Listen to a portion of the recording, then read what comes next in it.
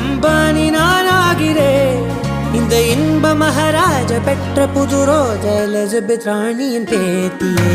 தாயே தாயே மகளன வந்தாய், தந்தை சிந்தை நலமுற வந்தாய்.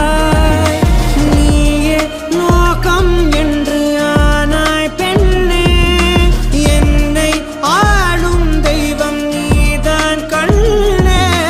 பெற்றது நானா இல்லை உன் மகனே நானம்மா. தாயே தாயே மகளன வந்தாய், தந்தை சிந்தை நலமுற வந்தாய்.